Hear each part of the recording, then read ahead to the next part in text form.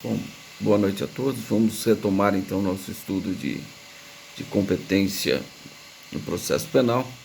Aula anterior nós falamos de conexão, falamos de continência, né? São regras que estabelecem a competência, a devida competência no processo penal, e tanto a conexão quanto a continência importarão em unidade de processo de julgamento, né? Com os 3 fundamentos que nós já falamos: facilidade na obtenção da prova, economia processual e principalmente para evitar decisões contraditórias. Mas nós vamos verificar que pode ocorrer aí um concurso de jurisdição, né? Então, esse concurso de jurisdição pode levar à separação do processo, seja ela de forma automática, seja ela de forma facultativa. Então, são as duas hipóteses que nós vamos estudar, né? Mas antes disso é necessário a gente verificar algumas regrinhas que tratam do foro prevalente, né? Então eu peço a gentileza, só antes disso, para a gente deixar bem claro que só interessa a conexão ou a continência, ou seja, a reunião dos processos, quando alguns desses processos que for vir para essa reunião, para que um só juiz possa apreciar aqueles casos. Por quê? Quando há prevenção ou estabelecidas as regras de conexão ou continência, os processos que tramitam em outra comarca, por exemplo, em outro local, o juiz prevalente, né, o juízo prevalente, que, de acordo com as regras, será o competente para aplicar a jurisdição, ele vai avocar os demais processos que estão em outras comarcas, né? Então, ele vai avocar, trazer para si os outros processos. Mas isso não será aplicado quando aquele processo que deve ser avocado já encontra com sentença. Aí não faria sentido, né, o juiz avocar esse processo, tá? Porque ele terá algum sentido lá na frente, depois, por exemplo, se for um crime continuado, né, ser verificado pelo juiz da execução, na unificação de penas, né? Até a caracterização do crime continuado. Por quê? Vai ter uma sentença aqui, né, desse processo aqui, o outro lá que foi em continuidade delitiva, como foi outro juiz, então vai acabar, de fato, existindo um concurso material, somaria-se as penas, tá? Mas lá na execução, é possível que o juiz da execução reconheça a continuidade delitiva, tá? Mas então, se já existe um processo com julgamento, não será avocado, tá? Salvo engano, a súmula 235 do STJ, quem pode me auxiliar fazendo a leitura, por gentileza? 235 do STJ.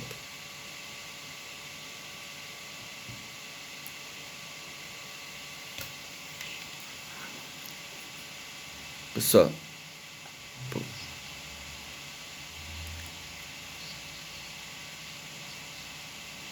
é isso. Então, o que nós acabamos de explicar, né? Se já existe um dos processos que viriam para o juízo prevalente ou juízo prevalente a título de conexão ou continência, se ele já foi julgado, não faz sentido ele vir, né? Ele fará algum sentido depois, lá na execução, essa unificação, tá bom? Então, falamos da súmula 235 do STJ. Então, vamos lá, vamos falar agora do foro prevalente, e eu vou pedir a gentileza que quem pode ler para mim o artigo 78 do Código de Processo Penal.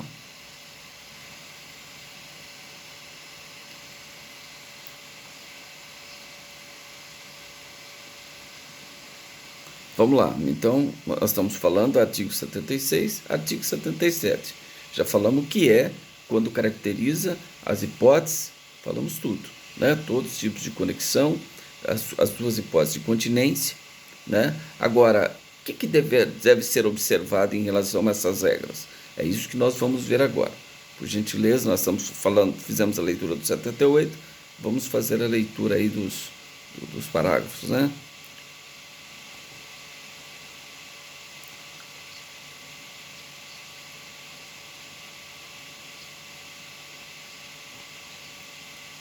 Então, isso é a garantia constitucional também. Lembra que eu falei, né? Porque o júri também é justiça comum. Só que entre o júri e outro de jurisdição comum vai prevalecer sempre o tribunal do júri. Então, por isso que o tribunal do júri ele pode julgar, por exemplo, um tráfico de entorpecente, ele pode julgar um estupro, né? Não estou dizendo estupro qualificado pelo resultado morte, porque isso não é de competência do júri, não é isso que eu estou dizendo. O sujeito estuprou e visando a impunidade, né, ele mata a pessoa que ele acabou de estuprar. Então nós temos aí um concurso de crimes, concurso material de crime, onde é a soma das penas. Isso é de competência do júri. Agora, se em decorrência do estupro ocorrer a morte, aí é estupro qualificado pelo resultado morte. Não é de competência do júri. Certo? Tá? Então, entre a competência constitucional do júri e qualquer outra jurisdição comum, prevalece a competência do tribunal do júri. Tá? Nós já falamos bastante sobre isso, né? Que é uma competência constitucional. Depois nós vamos revisitar esse assunto quando estivermos estudando a prerrogativa de função. Tá certo? Então, você pode continuar, por favor?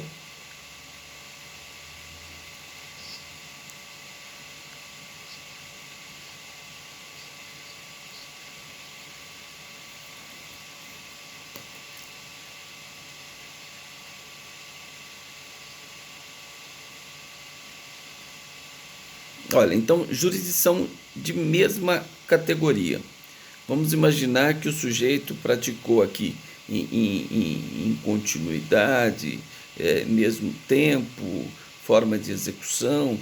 Então, ele praticou 2 furtos aqui em Ribeirão Preto e, na sequência, um roubo em Sertãozinho. Né?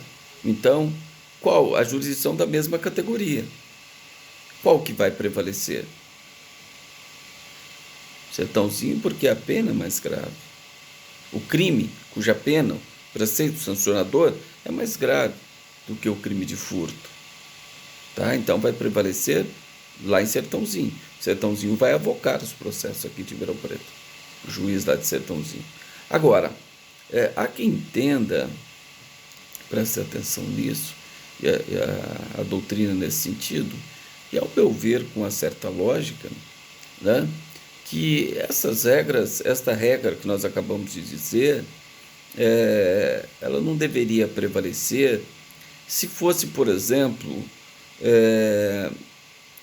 se o crime de furto tivesse um procedimento diferenciado do crime de roubo, que é a pena mais grave, mas esse procedimento do furto fosse mais amplo e pudesse favorecer mais a garantia constitucional da ampla defesa. Então, deveria ser observado no concurso da mesma jurisdição. Então, nós estamos falando mesma jurisdição. Roubo e furto. Vai prevalecer o local onde ocorreu o roubo. Mas a doutrina, parte da doutrina entende não. Deve prevalecer o local do crime onde existir um procedimento mais amplo em favor do réu. Né? Então, nesse caso, roubo e furto, o procedimento é o mesmo, é o do 394. Mas, por exemplo, vamos imaginar que fosse um crime de drogas, o procedimento é mais amplo. Então, poderíamos, essa doutrina defende, olha, então, não é onde ocorreu a pena mais grave, mas sim onde o procedimento é mais amplo. Certo? Então, só para vocês saberem que tem esse entendimento, e ao meu ver, com certa razoabilidade aí na fundamentação, né? Porque se é mais favorável ao réu, não onde ocorreu o crime, cuja pena é mais grave, mas sim onde o procedimento é mais amplo, porque o 394 fala lá do procedimento, vai ter o procedimento ordinário e o procedimento sumário. Né? Crimes apenados com detenção, procedimento sumário. Reclusão, procedimento ordinário. Né? Então, esse é o entendimento da doutrina. Mas é minoritária, mas tem esse questionamento que a doutrina faz, que, ao meu ver, é bastante coerente. Né? Mas vamos lá, agora nós vamos ler uma sub-regra aí. Pode continuar, por favor?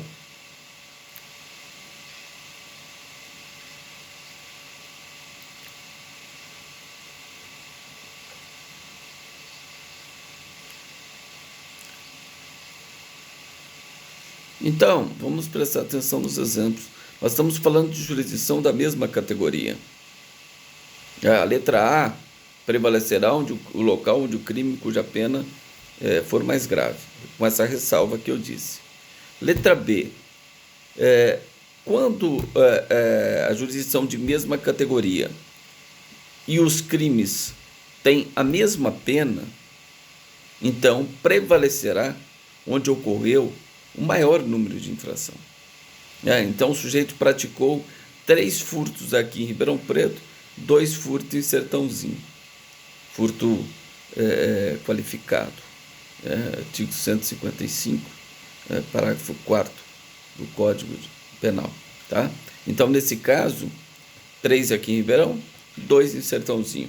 Qual vai ser o juiz competente? Será o juiz de Ribeirão Preto. Por quê? Os crimes apenas são idênticos. Ocorreu o maior número de infração aqui em Ribeirão Preto.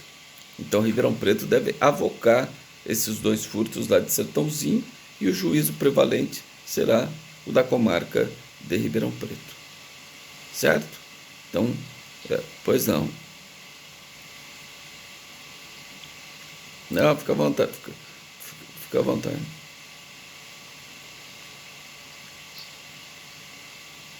Sim.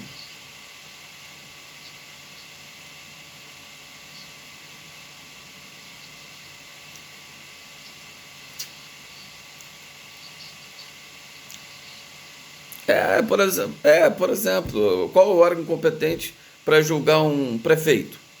É o órgão especial do Tribunal de Justiça. Por quê? Porque a Constituição diz.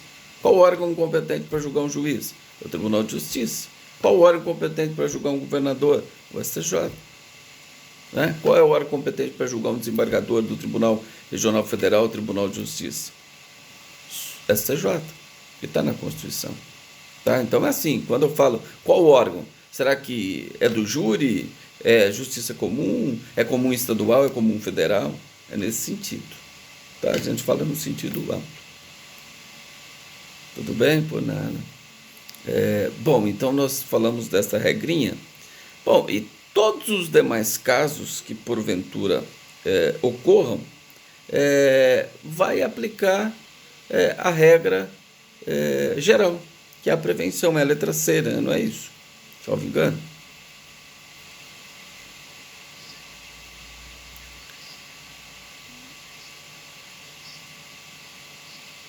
Certo? Então, qualquer outro caso que venha a ocorrer não contemplado aí pelo dispositivo, a regra geral. O que é a regra geral? Quando 2 ou mais juízes igualmente competentes, aquele que primeiro tomar conhecimento do processo praticando um ato, ainda que seja anterior ao oferecimento da denúncia ou queixa, ele se tornou prevento. Ele é o competente para aplicar a jurisdição. Então, qualquer problema que aconteça em relação a essas regras, que não seja possível identificar a pena mais grave ou maior número de infração, aplica a regra geral, que é a prevenção, que é a letra C, que nós acabamos de fazer a leitura. Certo? Então, um assunto um pouco chato, né? Porque regras sobre regras, né? Mas isso deve ser observado. Tá? Então, nós falamos da competência do júri e a justiça, a qualquer outra jurisdição, prevalece a do júri.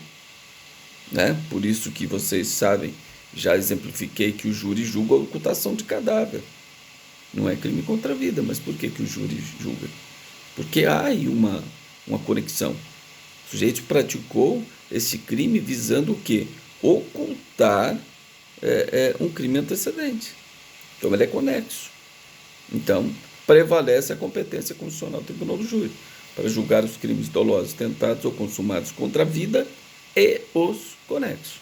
É lógico que a Constituição não fala e os conexos, mas o Código de Processo Penal fala. É o que nós acabamos de fazer a leitura. Certo? Por isso que tem a conexão. Tudo bem? Então vamos lá. Pode continuar para mim, por favor?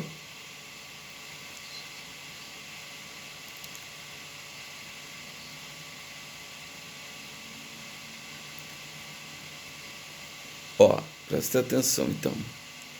No concurso de diversas categorias, prevalecerá a de maior graduação. Então, graduação que significa o quê? Nós temos a justiça de primeiro grau, segundo grau, terceiro grau, quarto grau, que é o STF, né? O STJ ficaria em terceiro grau de jurisdição.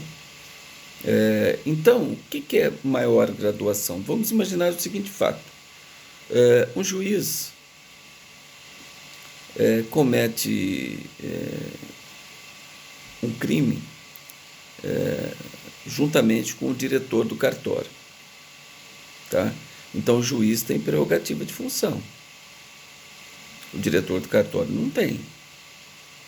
Então, será que o diretor do cartório seria julgado pela justiça de primeiro grau e o juiz pelo Tribunal de Justiça? Entende-se que não. Que a princípio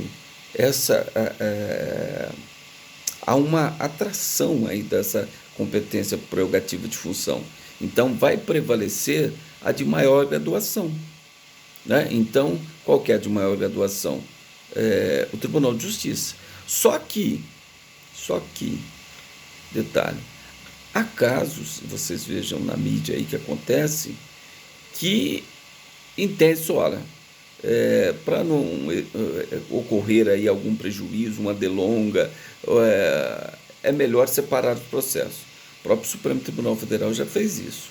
Deixa o tribunal julgar aquele caso daquele que tem prerrogativa e a justiça de primeiro grau julga aquele que não tem prerrogativa. Tá? Mas não foi isso que aconteceu, por exemplo, no mensalão, né? Na ação penal 470, que eu acredito que todos aí da sala tenham, pelo menos já tenham visto falar, né? Que é o mensalão, ação penal 470 no Supremo Tribunal Federal, que julgou empresários, que julgou políticos, que tinha prerrogativa de foro, como o Supremo Tribunal Federal. Outros não tinham. Mas por que o Supremo julgou? Porque prevaleceu a jurisdição de maior graduação. Então, por exemplo, Marcos Valério, lá, que é das empresas de publicidade, ele não tinha prerrogativa de função, nem funcionário público ele era. Ah, mas cometeu o crime juntamente com os deputados lá. Então, prevaleceu o quê? A jurisdição de maior graduação. Diversas categorias, prevalece a de maior graduação. Certo? Mas isso pode ocorrer uma separação por conveniência, e aí nós vamos estudar a separação facultativa de processo. Eu acho que, salvo engano, a gente pode até fazer uma leitura para que não confunda aí. Salvo engano, eu acho que é o artigo 80. Só dá uma lida no artigo 80, por favor.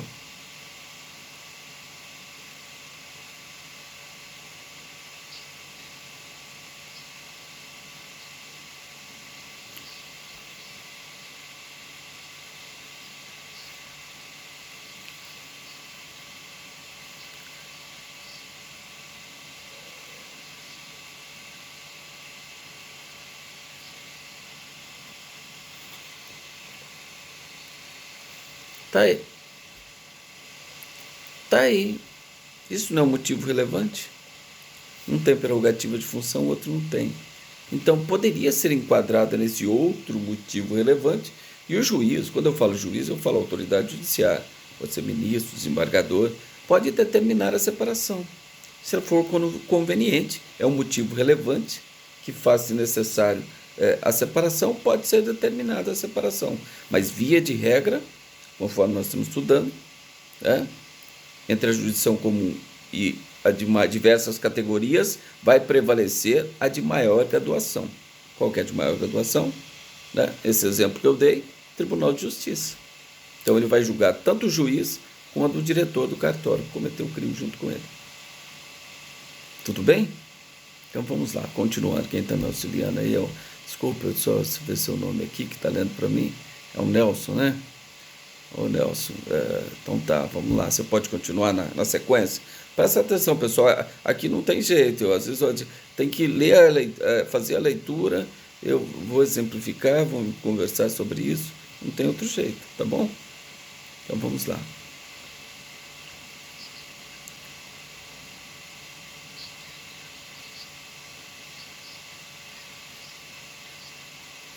Então, aqui nós temos que dar uma pausa, né? Jurisdição comum e especial prevalecerá esta, ou seja, especial, né? Então, é uma questão interessante, né? Porque, por exemplo, a justiça estadual e a justiça federal. Eu posso falar que a justiça federal é justiça especial? Justiça federal é justiça comum, né? Comum federal, comum estadual. Federal, juiz federal julga o quê? Artigo 109, salvo engano, inciso 6º.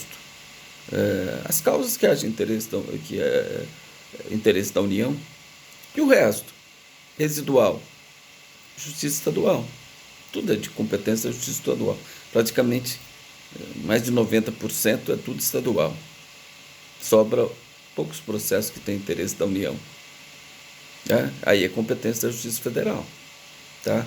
Mas ocorrendo aí um conflito aparente, né? Conflito de competência entre a Justiça Estadual e a Federal, vai prevalecer a Justiça Federal. Pode ler a súmula 122 do STJ para a gente, por gentileza.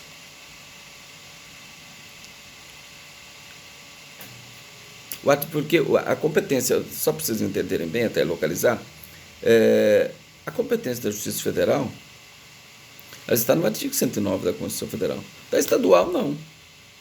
Então, o que não for de competência da federal, é da estadual. Tá? É de forma residual. Tudo que a Justiça Federal não julga, porque ela não tem interesse da União, é de competência da estadual. Certo? É assim que se faz essa interpretação, né? No artigo 109. Só que a estadual não fala. Por quê? É o resto, é tudo, praticamente. Né? Então vamos ler a súmula 122, só para que não haja nenhuma dúvida nesse sentido.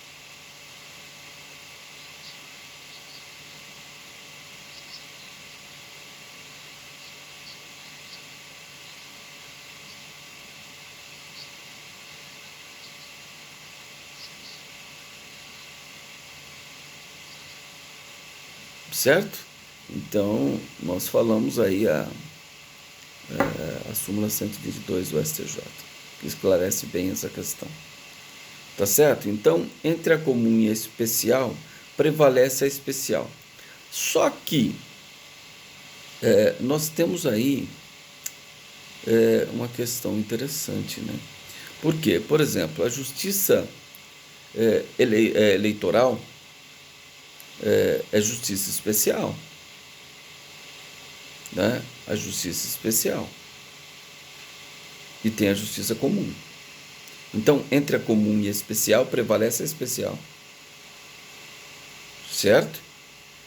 Isso foi objeto, vocês vão se recordar, no Supremo Tribunal Federal. Eu tinha até o número de inquérito, 4.400, alguma coisa, não lembro. Mas é 2018, do Eduardo Paes, quando ele questionou essa questão no Supremo Tribunal Federal, e um deputado, Pedro Paulo, né, salvo engano, o deputado federal, os dois tinham cometido um crime, e caixa 2, e corrupção e lavagem de dinheiro. Então, discutia essa questão, se o Supremo Tribunal Federal era competente para julgar ou não essas outras questões da justiça. Tinha a justiça eleitoral e tem esses crimes comuns. Então, o que o Supremo entendeu? Que realmente os crimes conexos com a justiça especial prevalece a justiça especial. Então, corrupção e lavagem de dinheiro conexo com crime eleitoral vai ser competência de quem? Da Justiça Eleitoral. Então, esse foi o voto que venceu por maioria no Supremo Tribunal Federal, né? Ficou vencido o ministro Fachin, ficou vencido Carmen, Rosa, Fux e Barroso. Ficaram vencidos, né? Porque eles entendiam, que aí o entendimento também coerente, mas ficou vencido, né? O relator, o ministro Marco Aurélio, que teve a maioria dos votos, que entendia o seguinte: bom, se tem previsão na Constituição Federal, por exemplo, os crimes de competência da Federal, tá? Da competência da Federal, da Justiça Federal, está prevista na Constituição, artigo 109, tá? Justiça Eleitoral também está prevista na Constituição. Salvo engano, quem pode localizar o artigo 125 da Constituição Federal? Salvo engano. Quem pode, só para a gente, preste atenção que isso é entendimento do Supremo Tribunal Federal, pessoal, entendimento do órgão, do pleno do Supremo Tribunal Federal. Vocês não vão encontrar isso escrito aí no código, não. Tá?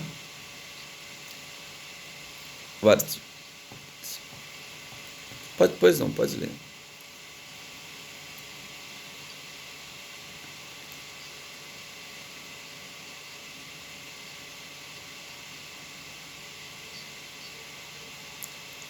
O 125, ele fala aí da justiça eleitoral aí, né?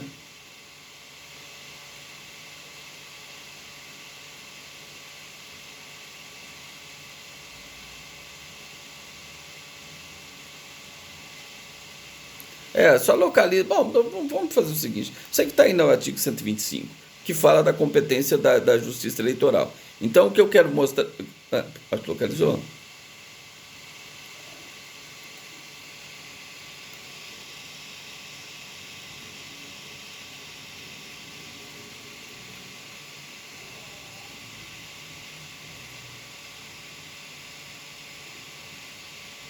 Tá, mas tá aí com certeza o artigo 125 fala da competência da Justiça Federal. Aliás, da Justiça Federal, da Justiça Eleitoral, tá? Então, ambas estão previstas na Constituição. Então, o que entendeu o voto minoritário do Supremo Tribunal Federal? Tem que ter uma cisão. Crime eleitoral, justiça eleitoral. Né? E os crimes comuns? Justiça comum, federal. Então, a Justiça Federal vai julgar corrupção, vai julgar lavagem de dinheiro, né? E a Justiça Eleitoral julgará o crime eleitoral. Esse é o entendimento que prevalecia antes desse entendimento do Supremo Tribunal Federal. Né? Que existia o quê? Uma cisão, porque as competências estavam previstas na Constituição Federal. Portanto, cada um julgava o seu. Tá? Mas esse foi o voto minoritário do Supremo Tribunal Federal. Foi voto vencido. Lembra que deu uma repercussão? Qual a repercussão? Falavam assim, não, mas a justiça eleitoral, ela não tem todo o aparato que tem, por exemplo, uma justiça federal para julgar um crime de corrupção, lavagem de dinheiro. Porque sempre a justiça eleitoral é composto de integrantes, é um órgão misto, né? Pega um desembargador aqui, outro ali, e vai formando ali a justiça eleitoral. O juiz estadual, aqui em primeiro grau de jurisdição, né? Primeiro grau de jurisdição é o juiz estadual que exerce essa função eleitoral. Né? Então, criticavam essa questão até hoje, né? que essa decisão do Supremo ia levar a uma impunidade, porque deixaria para a Justiça Eleitoral fazer o julgamento. É o que não procede, né? Porque nós temos que confiar nos poderes legítimos instituídos, né? Mas não é assim, o que não era comum, né? A Justiça Eleitoral tem que enfrentar todos esses crimes comuns conexos com o crime eleitoral, né? Aí eu pergunto, né? E a competência constitucional do Tribunal do Júri? Conexo com o crime eleitoral. Parece que eu fiz uma pergunta dessa no trabalho. Salvo engano. Então,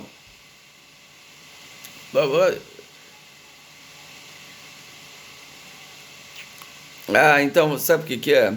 É porque, como eu tinha duas salas, eu fazia trabalho diferente. Um eu falava que ele era candidato, a outro eu falava que ele tinha prerrogativa. Então deve ser isso. Eu acho que eu mudo as questões para não ser igual a outra sala. Mas vamos lá, nessa questão. O sujeito comete um crime eleitoral conexo com um homicídio. Aí eu acho que nem eu saberia responder, mas porque veja bem, olha que questão. De acordo com o Supremo Tribunal Federal, o júri é justiça comum, não é? Justiça comum, jurisdição comum. A eleitoral é especial. Então, o homicídio seria julgado pela a justiça eleitoral. O homicídio seria julgado pela justiça eleitoral. Então, teria um júri na justiça eleitoral. O juiz eleitoral, né, iria estabelecer a lista dos jurados e ia fazer o júri na justiça eleitoral. Bom, ao meu ver, isso seria impensável. Mas essa decisão do Supremo Tribunal Federal leva a essa interpretação. Porque a interpretação que existia anterior era o seguinte: cada um fica com o seu. A competência do Tribunal do Júri está na Constituição, Justiça Eleitoral está na Constituição. Vocês vão ler livros aí que ainda não comentaram ainda essa questão do Supremo Tribunal Federal, que vão falar justamente isso. Salvo engano, Mirabete, que defende que, no caso de homicídio, seria um júri na Justiça Eleitoral. Né? Mas, nesse caso, do meu ponto de vista, seria coerente a separação. Imagine um júri na Justiça Eleitoral. Estou falando de competência de juiz, estou falando de estrutura, de ter que fazer uma lista de jurados, tudo na Justiça Eleitoral. Porque o Supremo entendeu, e aplicabilidade, que o crime comum conexo com o crime eleitoral prevalece o eleitoral. Então eu dei o exemplo do homicídio. Na interpretação do Supremo, o homicídio também seria da competência da Justiça Eleitoral. Isso é impensável, né? E o fundamento do voto vencido, que eu exemplifiquei, do Fux, da Rosa, Carmen, Barroso, Fachin, bastante convincente, porque era o entendimento da doutrina até então. Porque nesse caso, nesse exemplo que eu dei, nós iríamos fazer o quê? Uma cisão. A Justiça Eleitoral vai julgar lá o crime eleitoral, previsto lá no Código Eleitoral, e o júri vai julgar o crime de homicídio. Pois não.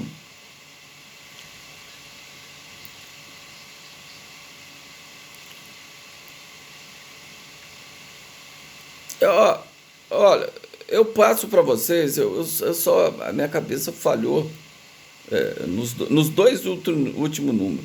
Eu sei que é inquérito 44, mas o outro eu não esqueci.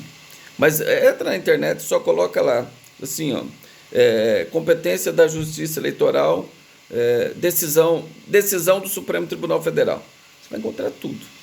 Até mesmo a discussão, a íntegra do voto, você vai encontrar ali, vai dar um link do Supremo Tribunal Federal sobre essa matéria, e você vai encontrar ali. Mas depois, se quiser, eu passo o número do inquérito para vocês, se vocês localizarem. Só colocar Supremo Tribunal Federal, competência da Justiça Eleitoral, Eduardo Paes e deputado Pedro Paulo. Aí você acha mesmo, né? Não tem jeito. Já vai cair em cima. Tá bom? Mas, pois não.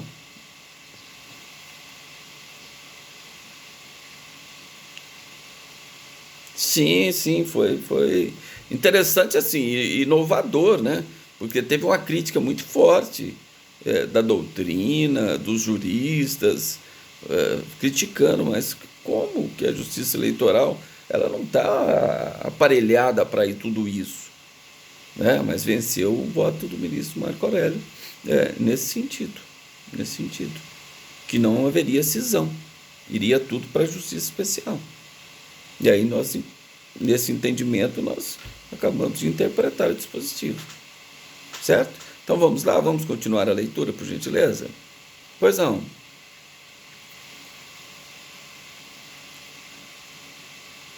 Não, não. De forma alguma. Vou explicar a prerrogativa de função, nada a ver. Tanto que, se ele cometeu o crime no exercício do mandato, e o crime relacionado ao exercício do mandato, ele encerrou o mandato, ele perde a prerrogativa. Tá? O exemplo aqui foi o Palocci, né? Lembra? Palocci. Enquanto ele estava como ministro, o processo dele estava lá, no Supremo. Aí, ele deixou de ser ministro, o processo dele veio para cá, veio para Ribeirão Preto, primeiro grau de jurisdição. Certo?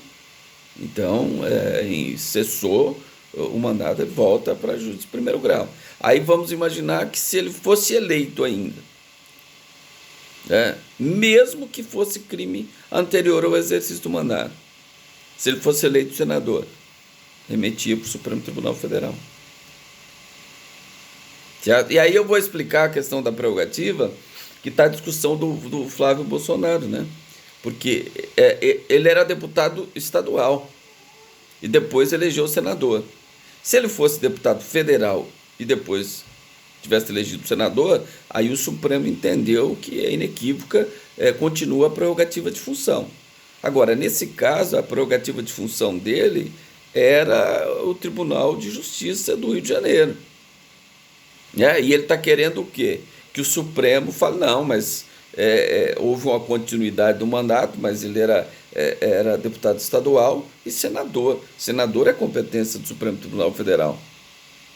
Então, se fosse deputado e senador, a Casa Legislativa, né, no âmbito federal, seja deputado ou senador, o Supremo entendeu que continua a prerrogativa de função. Se for um mandato ininterrupto, a prerrogativa de função continua ininterrupto. Então, o sujeito praticou um crime aqui, nesse mandato, e o crime está relacionado ao exercício do mandato, à função, né? Está relacionado à função. Terminou o mandato, ele se elegeu novamente na sequência. Continua a prerrogativa de função para julgar aquele crime que ocorreu enquanto o sujeito era deputado federal. E agora passou a ser senador.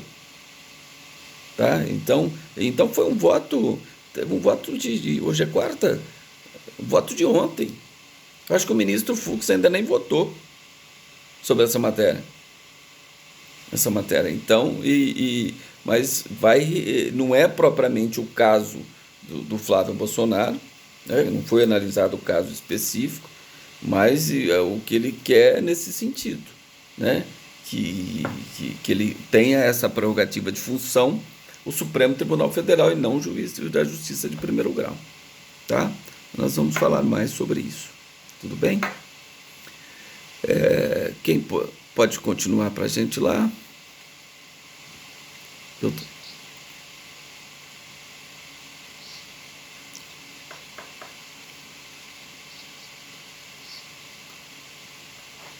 Tá, agora vamos lá. Então tudo que nós falamos até agora. Por quê?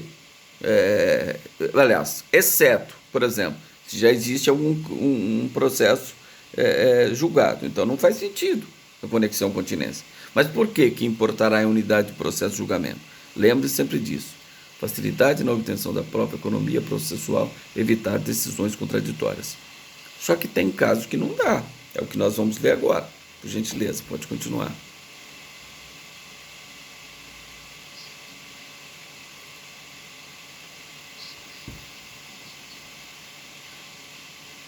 Bom, a jurisdição comum e militar não existe, né? Separa. Ah, mas só foi conexão. Separa. Justiça comum vai julgar o crime da justiça comum, justiça militar vai julgar o crime da justiça militar.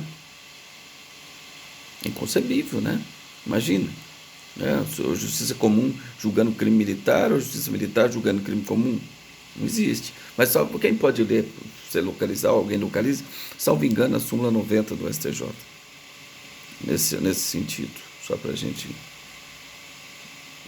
Aqui é só leitura, gente. Leitura de artigos e súmula e vamos tocando. Súmula 90 do STJ.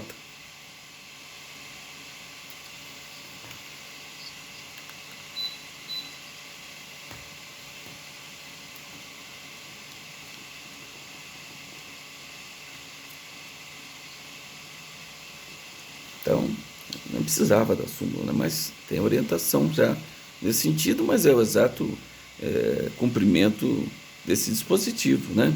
Que, nesse caso, da conexão ou continência entre justiça comum e justiça militar, aqui nós estamos falando de separação obrigatória de processo.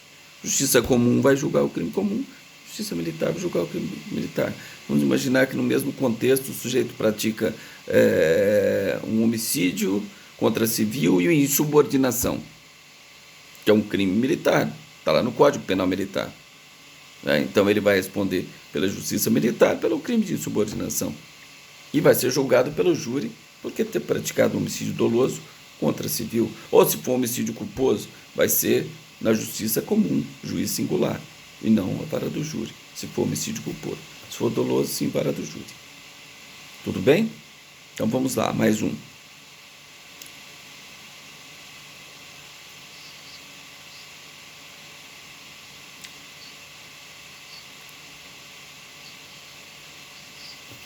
Também não teria lógica, né? Isso é muito comum hoje, não é?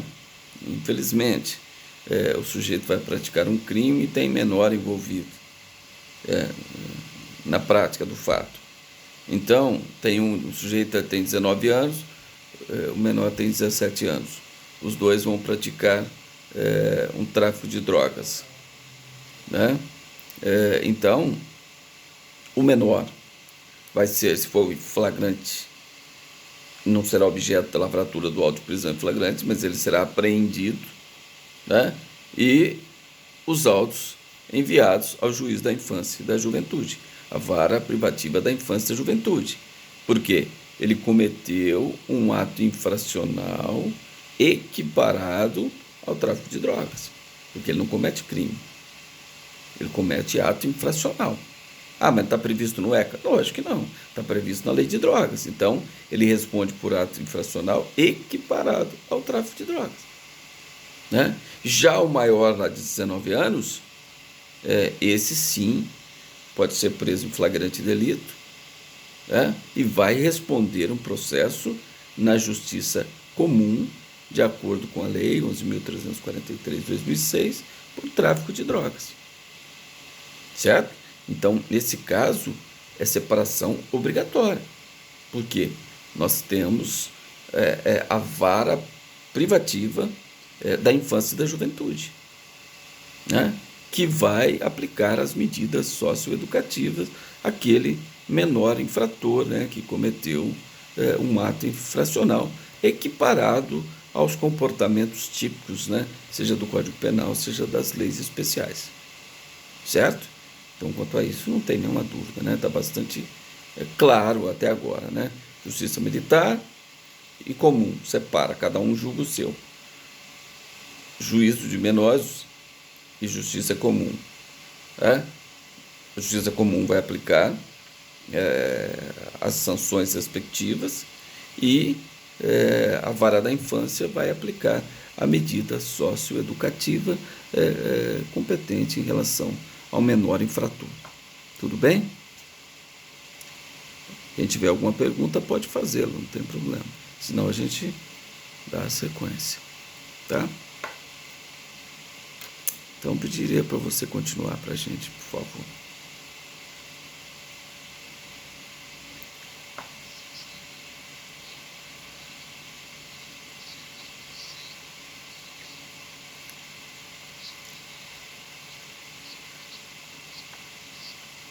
Então, aqui é um incidente de insanidade mental.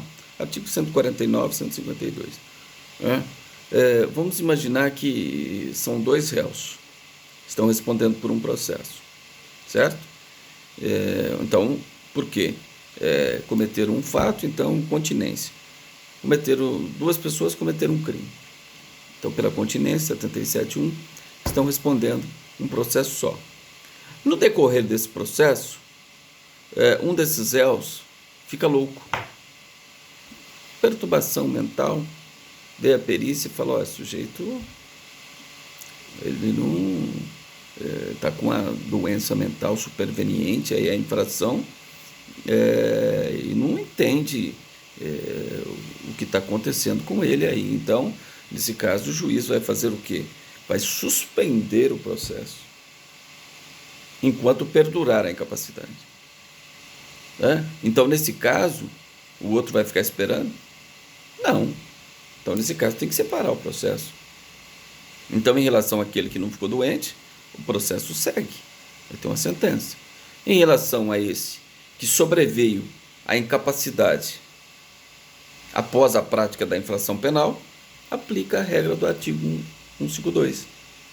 Instaura-se o incidente de insanidade mental, consequentemente, suspende o processo enquanto perdurar a incapacidade. Certo? Então, já começamos a falar aqui, estamos falando de separação de processo. Aqui já vai separar. Tá bom? Vamos lá, por gentileza. Eu acho que ficou claro com os exemplos. Quem tiver alguma dúvida, é só perguntar.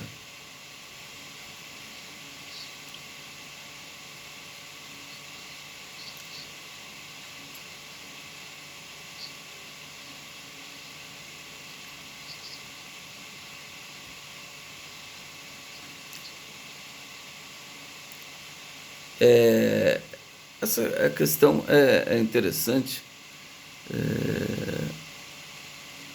do corréu foragido, né? Quando for decretada a revelia, suspende o processo e ele não pode ser julgado a revelia, então separa o processo. Isso é obrigatório. Estamos falando de separação obrigatória.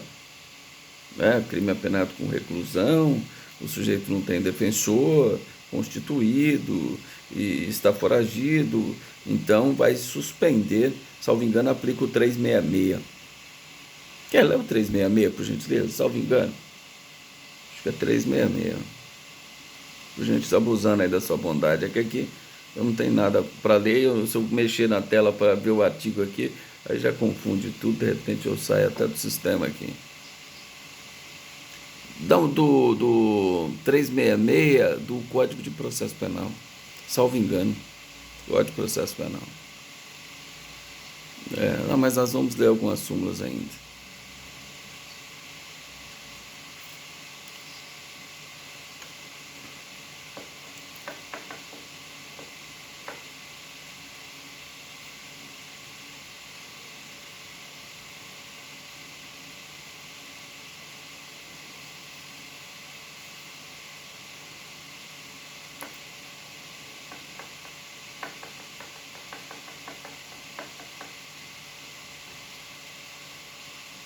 Certo? Então, é isso que nós falamos, né?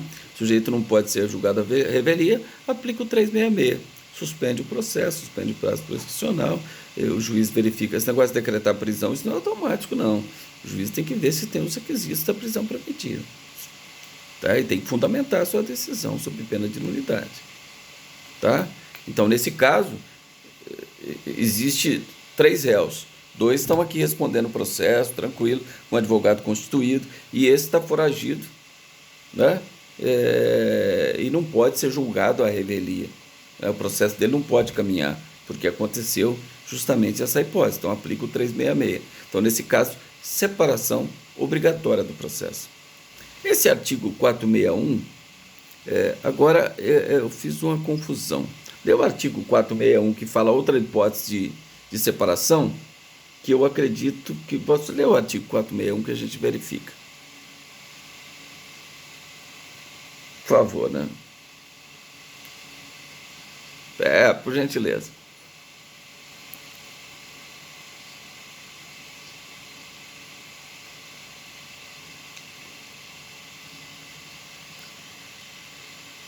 Ó, então, peraí, pode parar aí. Esse artigo não tem nada a ver porque é a redação antes da reforma. Salvo engano, é a redação antes da reforma. Deu o artigo 469, parágrafo 1º.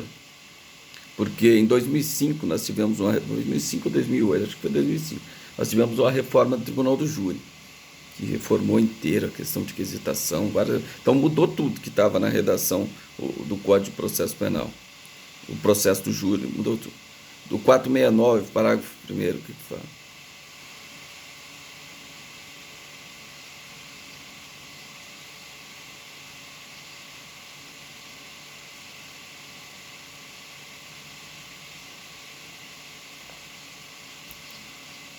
É isso aí. Pá. Então, se acontecer isso, aí há uma separação, né, do processo, nesse caso. Né? Porque se não tem um número mínimo de jurados, não tem como fazer o julgamento. Então tem que separar o processo. Tá? Mas isso não ocorria, isso foi alterado, porque lembram aquele exemplo que eu falei de Serrana? Não sei se foi aqui, eu falei, às vezes foi de manhã, num homicídio que teve em Serrana, são muitos anos atrás, deve ser quase uns 15 anos, uns 16, 17 anos. Ocorreu em Serrana, naquela época a violência estava acirrada em Ribeirão. Saíram daqui e mataram 5 pessoas lá. E foram 5 autores, um processo só. E nós éramos vários advogados, cada um tinha um advogado. Então o que a gente combinava? Estavam 5 lá na mesa, 5 réus. O primeiro advogado falava: eu aceito o jurado, porque você tem direito a recusar 3, tanto a defesa quanto a acusação. O advogado do fulano de tal, o juiz perguntava, sorteou o jurado, a defesa primeiro. Ele falava: aceito. Se o outro advogado falava: eu recuso, separava o processo, desmembrava, julgava somente aquele que tinha aceitado o primeiro jurado. A lei dizia isso, mas não era lógico, sabe por quê? Porque é a defesa que ditava a regra se o processo ia separar ou não. E isso não pode acontecer, né? Então a gente combinava, primeiro, se aceita, eu recuso, tá? Vai ser o seu hoje.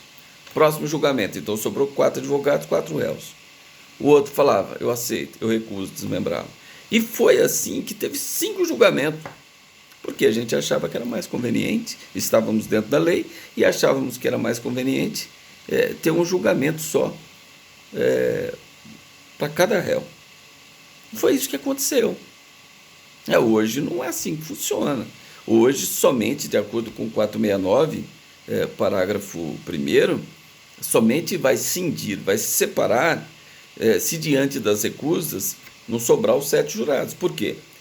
O total é 25, que são convocados para a sessão periódica. Ou seja, o mês de março, abril, 2 meses. Sessão periódica é essa lista aqui, de 25 jurados. Eles são intimados. Para iniciar, tem que ter pelo menos 15. Então tem os 15, ok. Só que dentro desses 15 pode ter algum jurado impedido, algum jurado suspeito. E aí depois tem as 3 recusas do Ministério Público e 3 recusas da acusação.